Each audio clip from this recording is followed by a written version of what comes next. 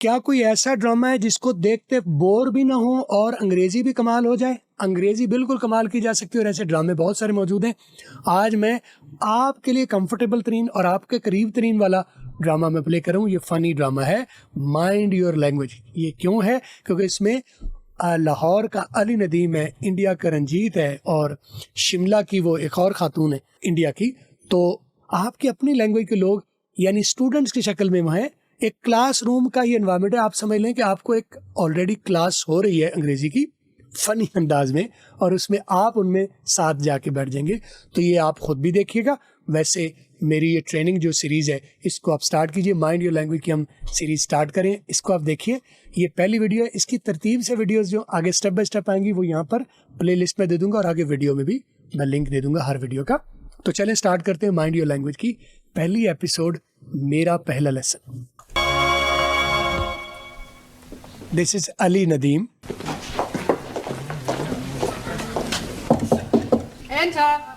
तो लफ्ज जो एंटर होता है, आ जाइए अंदर आ जाइए, तो उसके लिए लफ्ज क्या बोला है? एंटा। क्या किया है? एंटर को ब्रेक डाउन में करता हूँ। एंटा, टी ब्लास्ट हो गया और ई आर की आवाज़ अलिफ मदा हो गई। ये बार बार मेरी ट्रेनिंग में मौजूद है क्योंकि A R, E R, I R, O R, U R, A R, E, O U R, H O U R, इन सब को अर, इर, उर की बजाय आप सिंपली अलिफ मदा बोल सकते हो। तो उसने बोला है एंटर की बजाय एंटा। टी ब्लास्ट हो गया और ई आर की आवाज़ अलिफ मदा हो गई तो बन गया एंटा। इसी तरह और वर्जन बना सकते हैं। लेंटा, ठीक है, Benda, Brinda, sister, E R आखिर में जिसके आ रहा ना, तो लेठा, बैठा, तो आप कर सकते हैं। तो यहाँ ये जो ड्रामा दिखाना होता है ये तो एक बहाना है। इसके अंदर जो लैंग्वेज के छोटी छोटी चीज़ें वो छोटी हुई हैं वो आपको सिखानी है।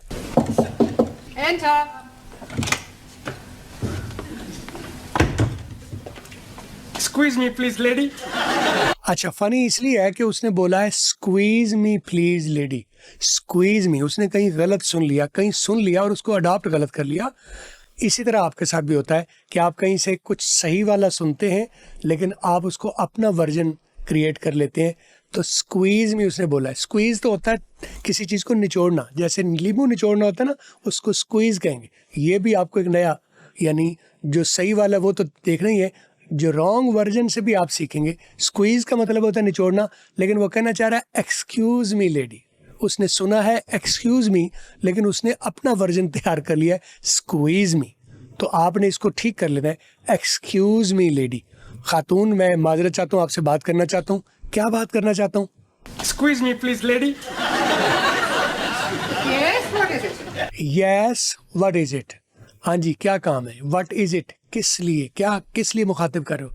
Yes, what is it? आपकी होलिस्टिक वेल बीइंग को डिस्कस करने के लिए मैंने पॉडकास्ट चैनल भी स्टार्ट कर दिया है, अकमल टॉक्स, जिसमें हम financial well being, physical well being, mental well being, social well being, emotional well being और स्पिरिचुअल वेल बीइंग को हम डिस्कस करेंगे। और मुल्क के नामवर स्पीकर्स को, ये अनाथ शनात वाली बात हम नहीं करेंगे बल्कि बड़ी हाई क्वालिटी डिस्कस करेंगे। आपको मैं दावत देता हूँ कि आप इस चैनल को भी सब्सक्राइब कर लें ताकि आपको इस वेल बीइंग के ऊपर भी ज़बरदस्त कंटेंट मिलता रहे। चैनल का लिंक यहाँ भी है और नीचे डिस्क्रिप्शन में भी मैंने डाल दिया, ज़रूर सब्सक्राइब कर लें। Yes, what is it? I'm coming here for to be learning the English। अच्छा, उसने बड़ी अजीब सा कहीं अंग्रेजी सुनी होगी तो उसको उसने कॉम्प्लेक्स तरीके से बनाने की कोशिश की है। कॉम्प्लेक्स उसने दे दिया, फिर मैं उसका सिंपल वर्जन भी देता हूँ। I am coming here for to be learning English. मतलब समझ आ गया वो कहना क्या चाह रहा है। तो उसने क्या किया है?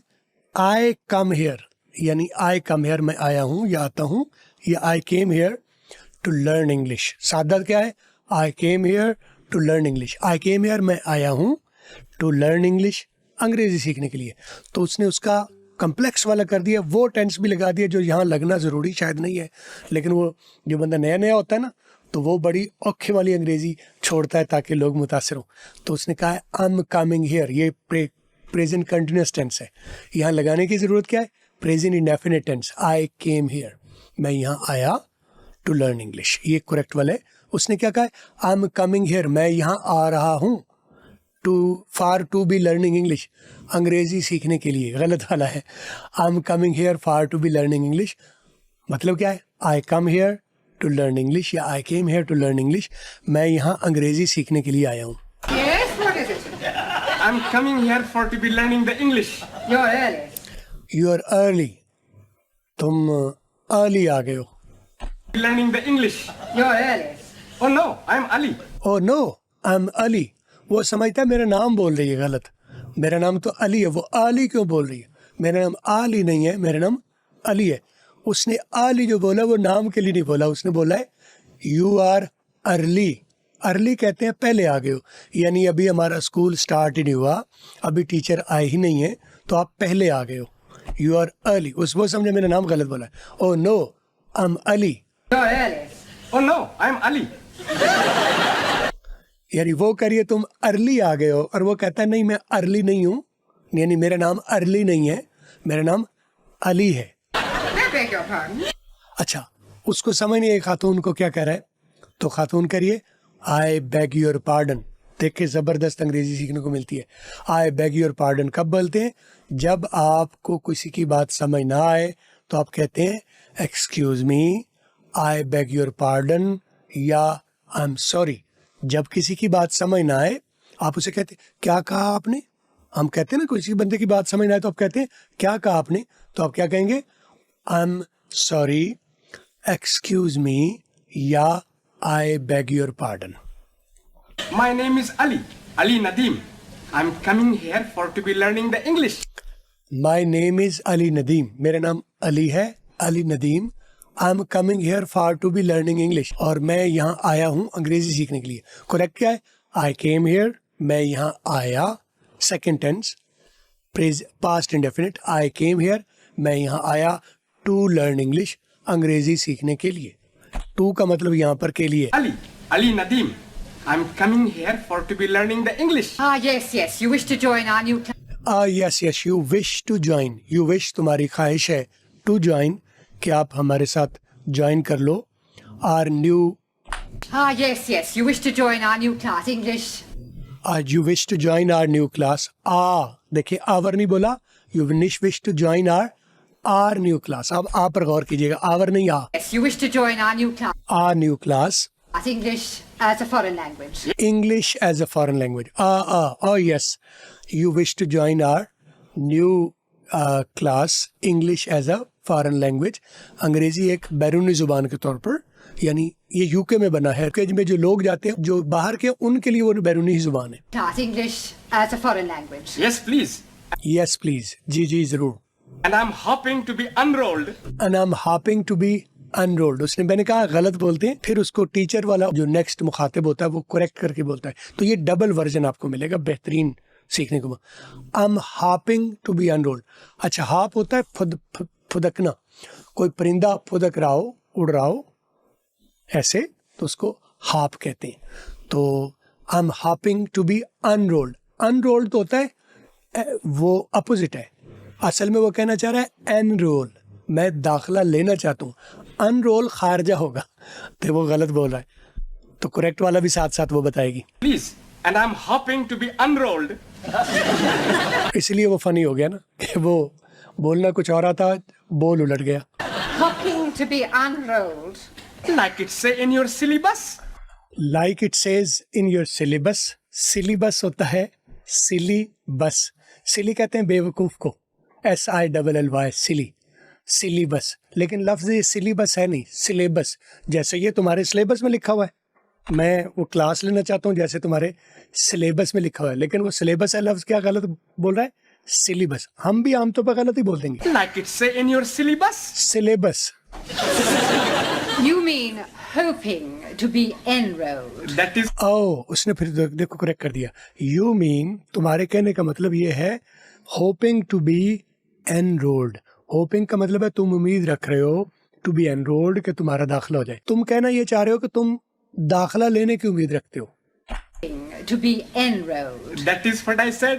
That is what I said, यही तो मैंने कहा है, यही तो मैं कहना चाह रहा था। Enrolled. That is what I said. Hoping to be enrolled. Hoping to be unrolled. अच्छा, अनरोल उसने अब भी ठीक नहीं किया, अनरोल नहीं होता एनरोल। जब दाखिला होना है तो एनरोल होना है, जब खारजा होना है तो अनरोल होना है। रोल जो है वो वो हाजिरी, वो आपका रोल नंबर इशू कर दिया जाएगा। एनरोल दाखिला लेना और अनरोल खारिज कर देना। Yes, well, I'm afraid you cannot be enrolled. अच्छा, yes but I am afraid you can not be unrolled. मैंने आपको कहा ना, इस ड्रामे में बहुत सारी चीज़ें, आपको ऐसी चीज़ें हैं जो आप पहले नहीं जानते, आप सीखेंगे। आई एम अफ्रेड, अब इसका लफ्जी मतलब है मैं डरती हूँ, आई एम अफ्रेड। लेकिन लफ्जी मतलब आपने कभी लेना नहीं है। कौन सा मतलब लेना है? कॉन्टेक्चुअल मतलब लेना है। कॉन्टेक्चुअल मतलब में आई एम अफ्रेड का मतलब होता है मेरा ख्याल है, I think. But I am afraid का मतलब क्या बताया? I think. But I think, Yes, well, I'm afraid you cannot be enrolled. But you can not be unrolled, वो भी गलत बोल गई, कंफ्यूज होगी। Enrolled Enrolled. until the English teacher arrives. But I am afraid you can not be unrolled. Unroll मैं भी गलत बोल गई। Enrol until the English teacher arrives. Until का मतलब है जब तक। बट मेरा ख्याल है कि you cannot be enrolled until the English teacher arrives. जब तक अंग्रेजी टीचर आ नहीं जाता या आ नहीं जाती, तब तक आप एनरोल नहीं कर सकते। Enrolled until the English teacher arrives. Now, she should be here in a few minutes. She should be here in a few minutes. वो गालिबन यहाँ थोड़ी देर में आ जाएगी। In the meanwhile, perhaps you would care to wait in the classroom. In the meanwhile, उतनी देर तक you would Well, perhaps you would care to wait. You would care to, मेरा ख्याल है कि आप वहाँ तशरीफ रखिए। care to wait, वहाँ पर तशरीफ इंतज़ार कीजिए। In the meanwhile, perhaps you would care to wait in the classroom. in the classroom, तो मेरा ख्याल है तब तक आप क्लासरूम में इंतज़ार कीजिए। Well, perhaps you would care to wait in the classroom. Go down the corridor. वो सर हिला रहे हैं। Go down the corridor, आप ये जो दरवाजे वाला रास्ता है, जो दरवाजे मेन गेट से अंदर की तरफ आता है रास्ता, जो ड्योड़ी होती है उसे कॉरिडोर कहते हैं। In the meanwhile, perhaps you would care to wait in the classroom. Go down the corridor, turn Go down the corridor, turn left, वहाँ से उल्टे हाथ हो जाइए। left at the bottom and wait in room 5. Turn left at bottom, जब नीचे वाली मंजिल पर आप चले जाओगे तो लेफ्ट मुड़ जाना। एंड वेट इन रूम 5, और 5 नंबर कमरे में इंतजार करो। Turn left at the bottom and wait in room 5. Understand? No. Understand, आपने अंडरस्टैंड कर लिया? तो वो कहता है नहीं मैंने। नो, कोई भी जो जुबानदार नहीं है, जो साहिब जुबान नहीं, उसे ऐसा ही होगा। आपके साथ भी ऐसा ही होता है। नहीं समझा मैं, Understand? No. इसीलिए फनी है। उसने सारा समझा दिया और तब कर रहा था हाँ हाँ हाँ, लेकिन अब उसने कहा नहीं मैं समझा, तो that's why it's funny. Well, let's start again. Well let's start again. अब वेल कब कहते हैं? जब भी कोई मालूमात देना चाह रहे हो, कोई सी सवाल का जवाब दे रहे हो। किस सवाल का? जो सवाल single double interrogative, what, why, when, where, who, whom से स्टार्ट हो रहा हो। जब ऐसे किसी सवाल का जवाब दे रहे हो तब भी आप वेल पहले बोलोगे और फिर जवाब दोगे। या कोई मालूमात किसी से शेयर कर रहे हो तब भी पहले वेल। मालूमात शेयर करते वक्त पहले वेल बोलते हैं, तो क्योंकि वो मालूमात दे रही है कि ऐसे ऐसे करो, तरीका बता रही है, तरीका एक मालूमात है, तो इसलिए वो पहले वेल बोल रही है। Well, let's start again. Well let's start again. Well let's start again. तो चलो मैं दोबारा स्टार्ट करते हैं, दोबारा बताना शुरू करती हूँ। You go down the corridor. अच्छा, अब देखिए, पहले उसने अल्फाज में बताया था, अब इशारों में बता रही है। इसका मतलब क्या है कि इशारों की जुबान जो है वो बड़ी जुबान है वर्बल जुबान से। जो जब आप कम्युनिकेट करते हैं तो उसके 3 हिस्से हैं, बल्कि मेजर 2 हिस्से हैं। एक वो जो मैं बोल रहा हूँ, ये है verbal communication, verbal part of the language, और दूसरा है विजुअल पार्ट, या मैं जो आवाज़ दे रहा हूँ, मेरी आवाज़ वोकल है, ये भी नॉन वर्बल है, और मेरे जो इशारे हैं, जेस्चर्स हैं, ये भी विजुअली आप जो भी नज़र आ रहा है ये क्या है? विजुअल है। तो विजुअल और वोकल मिल के बनते हैं नॉन वर्बल पार्ट, और अल्फाज जो आप बोल रहा हूँ मैं, ज़ुबान जो बोल रहा हूँ, जो मुंह से निकाल रहा हूँ, वो बनती है वर्बल पार्ट। अब वर्बल और नॉन वर्बल का अगर आपको मैं रेशो बताऊँ तो आप हैरान रह जाएंगे, और आपको बड़ी उम्मीद लग जाएगी कि आप कितनी ज़बरदस्त तरीके से सीख सकते हैं।